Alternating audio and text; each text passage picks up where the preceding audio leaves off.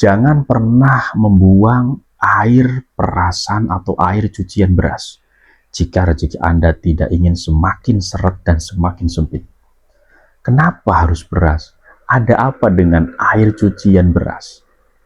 Assalamualaikum warahmatullahi wabarakatuh. Teman-teman jamaah sekalian, sebelum saya melanjutkan video ini, silakan teman-teman ringankan tangan Anda untuk mensubscribe channel ini sebagai bentuk dukungan teman-teman sekalian, dan juga nyalakan tombol notifikasinya agar setiap saya mengupload video terbaru, teman-teman tidak ketinggalan notifikasi dari channel saya.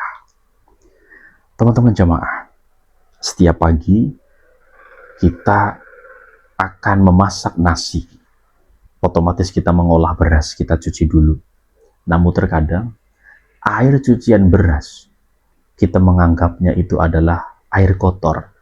Kadang kita buang begitu saja. Sejatinya, dari mulai zatnya beras itu memiliki nutrisi yang sangat banyak. Dan air yang digunakan untuk mencuci beras itu, airnya itu mengandung kaya sekali nutrisi yang bagus. Sehingga jangan sembarangan kita buang. Air itu banyak sekali manfaatnya, selain untuk kesehatan, juga sebagai media supranatural. Bagaimana bisa? Saya akan terangkan beberapa manfaat cucian air beras ini berdasarkan pengalaman orang-orang tua kita terdahulu. Kita tidak perlu mengenal dalil karena ini adalah kebiasaan-kebiasaan orang tua kita dulu yang pernah menyuruh kita agar tidak membuang perasan air beras. Bahkan banyak penyakit yang disembuhkan dengan perasan air beras. Bahkan beberapa hal, permasalahan-permasalahan yang orang tua dulu diselesaikan hanya dengan media perasan air beras atau bekas cucian beras. Nah, teman-teman jamaah, apa saja sih manfaat perasan air beras? Yang pertama, itu bisa membuka aura wajah kita yang tertutup. Maksudnya seperti apa? Contoh, kita itu terkadang melamar pekerjaan, kesana kemari. Tetapi apa? Orang itu melihat wajah kita itu tidak meyakinkan. Banyak orang yang mengajak kerjasama dengan kita, mereka tidak yakin karena melihat wajah kita. Ketika melihat wajah kita, kok nggak yakin ya? Nah, ini artinya aura wajah kita tertutup. Maka dari itu, teman-teman yang saat ini merasakan hal demikian bisa melakukan metode ini, yaitu dengan cara air beras, perasan air beras ini itu bisa kita gunakan untuk metode membasuh wajah, membasuh wajah setiap pagi. Namun jangan lupa ketika kita membasuh wajah dengan perasan air beras yang kaya nutrisi, bahkan menurut medis itu bisa mencerahkan wajah kita. Juga ini sebagai media supranatural, bisa membuka aura yang tertutup di dalam wajah kita. Jangan lupa dibaca sholawat Jibrilnya, yaitu sebanyak 11 kali. Nah, ini yang pertama. Ketika teman-teman mengalami hal ini, silakan dicoba. Yang kedua adalah bisa sebagai media penglaris jualan kita. Caranya seperti apa?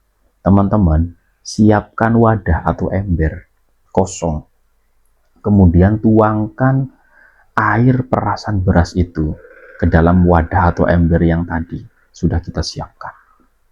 Kemudian kita sambil mengaduk membaca sholawat nariyah sebanyak 77 kali dengan perlahan. Dilakukan kapan? Ba'da subuh. Setelah itu, setelah selesai, kita percikan ke etalase, ke rolling di depan, intinya setiap sudut toko kita, tempat jualan kita percikan. Yang pertama manfaatnya, ini juga bisa untuk memagari energi-energi negatif yang ada di dalam toko kita, yang orang lain mungkin tidak suka dengan kita. Yang kedua, sholawat nariyah sebagai media permohonan rezeki yang berlimpah dengan usaha atau media jualan kita. Maka kolaborasikan keduanya. Yang ketiga, perasan air beras ini sangat bermanfaat untuk media mendapatkan keturunan. Bagi Anda yang saat ini belum juga mendapatkan keturunan, bisa Anda rutin meminum perasan air beras yang bersih. Bisa dicampur dengan madu, ya. Kemudian jangan lupa bacakan Bismillahirrahmanirrahim, ya, sebanyak 786 kali. Kemudian minum, ya. Itu air kaya akan nutrisi, serta kita doakan Bismillahirrahmanirrahim dengan menyebut nama Allah. Insya Allah lakukan ini selama 40 hari, ya. Anda akan mendapatkan keturunan yang terbaik, insya Allah. Nah, kemudian perasan air beras itu bisa mendatangkan keberuntungan. Jadi kita yang hidupnya selalu sial, ya, selalu sial nih, apa-apa sial, ya, apa-apa sial, itu bisa kita atasi dengan cara metode perasan air beras. Caranya bagaimana? Setiap pagi itu jadikan air beras untuk mandi, ya. Caranya adalah kita siapkan beras. Nah, air cuciannya itu, ya, itu kita campur di satu gayung. Kemudian di satu gayung itu kita campur di satu ember besar, ya, airnya. Kemudian air yang ada di ember itu kita jadikan media untuk mandi, ya.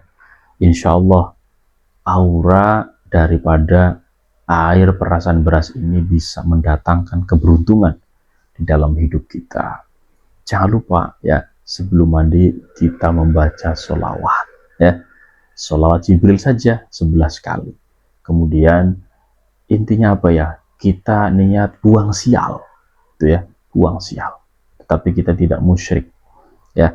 Artinya perasan air beras itu memiliki kaya akan nutrisi, sehingga tubuh kita itu akan bisa dinetralisir dari hal-hal yang negatif. Dan yang terakhir, cucian air beras itu bisa untuk memagari warung, bisa memagari rumah kita dari hal-hal negatif. Makanya tadi juga sudah disebut, ya, di poin nomor 2. Makanya ini yang lebih spesifik, bahwa cucian air beras ini bisa untuk memagari, membentengi rumah kita. Makanya kalau kita mau membentengi rumah kita, usahakan air berasnya harus lebih banyak supaya hasilnya maksimal.